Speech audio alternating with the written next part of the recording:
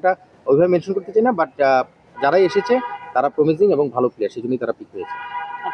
না, নিশ্চিতভাবেই আমরা যখন বিপিএল এর আগেও কাজ করেছি বা বিভিন্ন সময় দেখেছি, সিকিউরিটির ব্যাপারে কিন্তু খুবই সচেতন ক্রিকেট বোর্ড। নিশ্চিতভাবেই গভর্নমেন্ট একটা ক্লিয়ারেন্স কিন্তু লাগে। আপনারা জানেন যে এখানে মানে প্রচুর মানুষের ইনভলভমেন্ট লাগে সিকিউরিটির কারণে।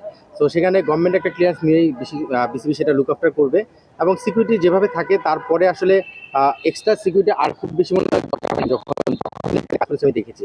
সো সিকিউরিটির ব্যাপারে অবশ্যই আমরা সেটা সচেতন থাকবো, এবং আমার মনে হয় যে ক্রিকেট বোর্ড সেটা গভর্নমেন্টের ক্লিয়ারেন্স নিয়েই কিন্তু সেই জায়গাটায় মুভ করবে। সো আমার মনে হয় সিকিউরিটি ইনশিওর করার পরে কিন্তু ক্রিকেট বোর্ড সিদ্ধান্তটা নিবে যে তারা কিভাবে আগাবেন। তো আমি খুবই পজিটিভ, গভর্নমেন্ট থেকে পজিটিভ ক্লিয়ারেন্সই পাবো এবং ক্রিকেট বোর্ডও সেভাবে পজিটিভলি সাপোর্ট করবে। না, আসলে শান্ত তো বাংলাদেশের ক্যাপ্টেন, মানে 3 ফরম্যাটে ক্যাপ্টেন ছিল, এখন হয়তো তার নিজস্ব কারণে সে একটা ফরম্যাটে ক্যাপ্টেন্সি করছে। ক্যাপ্টেন্সি শুরুটা কিন্তু যখন আমি যদি বলি মানে এলিট লেভেলে বা টপ লেভেলে, সেটা হলো আমরা লোকাল যখন একবার প্লেয়ারদের নিয়ে টি-20 ক্রিকেট হলো, যেটা মিনিস্টার রাজশাহী একটা দল ছিল, সেই রাজশাহী দলে কিন্তু শান্ত ক্যাপ্টেন ছিল। তখন আমি টিম ম্যানেজার ছিলাম, মেন্টর ছিলাম। তো স্বাভাবিকভাবে তখন থেকে তার শান্তর সঙ্গে অ্যাটাচমেন্টটা খুব ক্লোজলি করা হয়।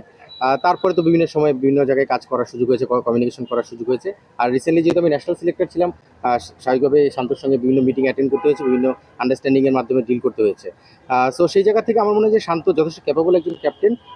যদিও আমি কিন্তু রাজশাহীর ক্যাপ্টেন হবে কিনা এখনই বলতে চাচ্ছি না, বা আমি আরও আলোচনা পরে জানাতে পারবো। বাট শান্ত নিশ্চিতভাবে একজন ভালো ক্যাপ্টেন ম্যাটেরিয়াল এবং টিমম্যান। মানে একটা টিমের কিন্তু রেজাল্ট করার পেছনে এই টিমম্যান হওয়াটা খুব জরুরি। নিজের পারফরমেন্স যদি ভালো নাও হয়, টিমের কাছ থেকে কীভাবে ভালোটা আদায় করে নিতে হয় সেটা শান্ত খুব ভালোই জানে। আবনীতে সেটা আমরা ফল দেখেছি। সো আমার মনে হয় যে শান্তর সঙ্গে আমার আন্ডারস্ট্যান্ডিং যথেষ্ট ভালো। সো শান্ত যেহেতু টিমে আছে, নিজের পারফরমেন্সের পাশাপাশি টিমটাকেও কীভাবে সাপোর্ট করা যায়, গাইড করা যায়, সেটা নিশ্চিতভাবে সে নজর রাখবে। আহ, এটা তো আসলে সময় বলে দিবে, কারণ টিম কম্বিনেশনে স্বাভাবিকভাবে মুশফিক একটু প্রায়োরিটিতে থাকবে, কারণ আমরা জানি মুশফিক কিপিং কেমন এনজয় করে। মানে ঠিক আছে, কিপিংটা যদি যখন করে তখন সে অনেক ইনভলভ থাকে। আর মুশফিকের মতো একজন কিপার যদি উইকেটের পেছনে থাকে, যে কোনো বলার বা টিমকে হ্যান্ডেল করা খুব সহজ হয়ে যায় ক্যাপ্টেনের জন্য। সো মুশফিক যদি ক্যাপ্টেন হয়, নিশ্চিতভাবেই উইকেটের পেছন থেকে সেটা গাইড করতে পারবে।